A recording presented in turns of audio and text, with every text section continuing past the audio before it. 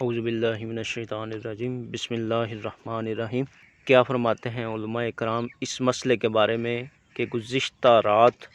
امام صاحب نے نماز مغرب پڑھاتے ہوئے قرات میں غلطی کی۔ انہوں نے آیت مبارکہ میں نصیبت کی جگہ سوتیحت اور سوتیحت کی جگہ نصیبت پڑھ دیا۔ پھر بعد میں جب ان کو یہ بات بتائی گئی تو انہوں نے اعلان کیا کہ ہماری نماز فاسد ہو گئی ہے، لہٰذا انہوں نے وہ نماز دوبارہ پڑھائی۔ پوچھنا یہ ہے کہ کیا واقعی اس صورت میں نماز فاسد ہو گئی تھی؟ جی ہاں، پوچھی گئی صورت میں واقعی نماز فاسد ہو گئی تھی، لہٰذا امام صاحب کا اس نماز کو دوبارہ پڑھنا بالکل درست ہے۔ مسئلہ کی تفصیل یہ ہے کہ اگر کسی نے نماز میں غلطی سے ایک کلمہ کی جگہ دوسرا کلمہ پڑھ لیا اور وہ دونوں کلمے ایسے ہوں کہ جن کا معنی ایک دوسرے کے موافق یا قریب قریب نہ ہو، یعنی دوسرے کلمے کا معنی پہلے سے بعید ہو اور دوسرا کلمہ قرآن کریم میں بھی موجود ہو، تو اس میں طرفین امام اعظم ابو حنیفہ، امام محمد اور امام ابو یوسف کا اختلاف ہے۔ امام ابو یوسف کے نزدیک اس صورت میں نماز فاسد نہیں ہوگی، کیونکہ ان کے نزدیک جب دونوں کلموں کے معنی میں بہت زیادہ تغیر واقع نہ ہو، اس وقت نماز فاسد نہ ہونے کے لیے اس کی مثل کلمہ کا قرآن کریم میں پایا جانا کافی ہے، اگرچہ دونوں کے معنی میں موافقت نہ ہو۔ جبکہ طرفین کے نزدیک اس صورت میں نماز فاسد ہو جائے گی، کیونکہ طرفین کے نزدیک دونوں کلموں کے معنی و مفہوم میں موافقت اور مناسبت ہونا ضروری ہے، اگرچہ تغیر فاحش نہ ہو، یعنی قول مختار و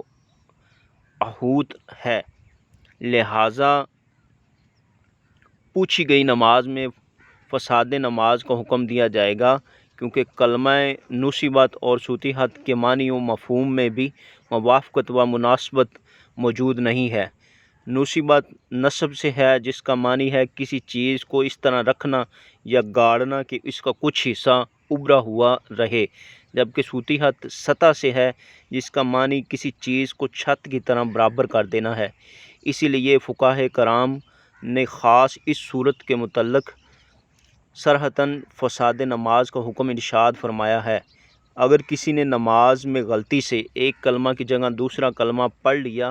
اور دو کلموں کا معنی و مفہوم باہم قریب قریب نہ ہو اور دوسرا کلمہ بھی قرآن کریم میں موجود ہو، تو امام ابو یوسف کے نزدیک اس صورت میں نماز فاسد نہیں ہوگی، جبکہ طرفین کے نزدیک فاسد ہو جائے گی۔ چنانچہ اگر ان دونوں کلموں کا معنی قریب قریب نہ ہو اور جس لفظ سے بدلا گیا وہ قرآن میں موجود ہو، تو طرفین کے قول کے قیاس کے مطابق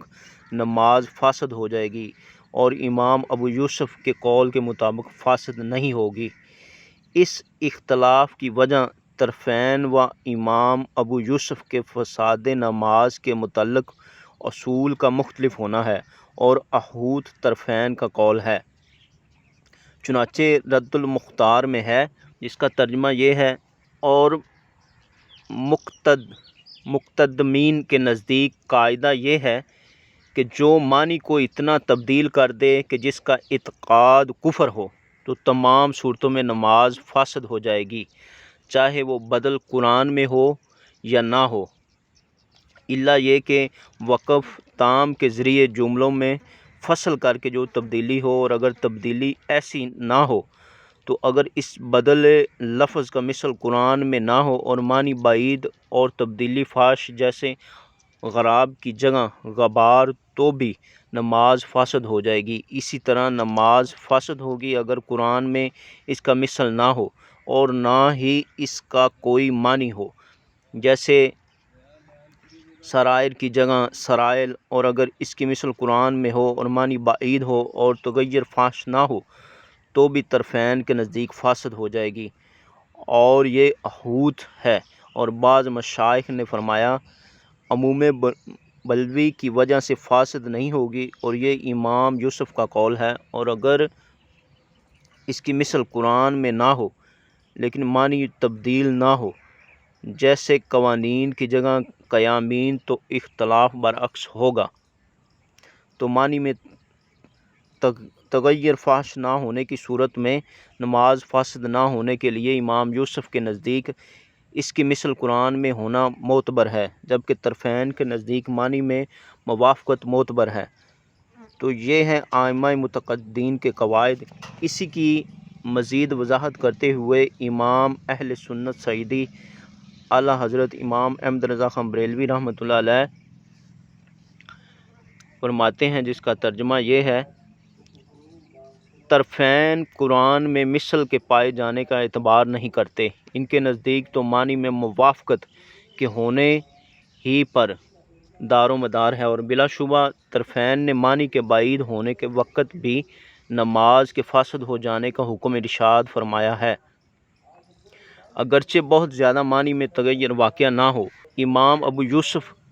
کا معاملہ تو ان کے نزدیک قرآن میں مثل کے پائے جانے پر دار و مدار ہے۔ تو حاصل کلام یہ نکلا کہ علامہ شافعی کے قول سے طرفین کے ضابطہ کا معنی یہ ہے کہ قرأت کی ہر غلطی نماز کو فاسد کر دے گی، مگر جو معنی میں موافق ہو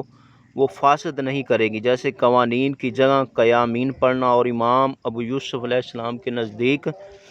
ہر وہ غلطی جس کا مثل قرآن میں موجود نہ ہو نماز کو فاسد کر دے گی، ورنہ نہیں، الا یہ کہ معنی میں بہت زیادہ تغیر آ جائے۔ قول امام کے مختار ہونے کی تصریح کرتے ہوئے اعلیٰ حضرت فتاوی رضویہ میں فرماتے ہیں: بحالت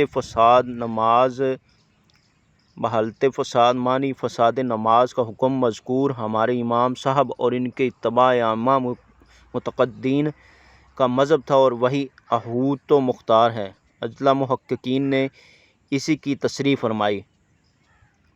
جس کا ترجمہ یہ ہے: اور یہ بات معلوم ہے کہ جب اختلاف ہو تو امام اعظم کے قول کی طرف رجوع کرنا واجب ہے۔ فتاوی رضویہ میں ہے: نصیبت اور سطیحت کا معنی بیان کرتے ہوئے علامہ راغب اصفہانی علیہ مفردات الفاظ القرآن میں فرماتے ہیں: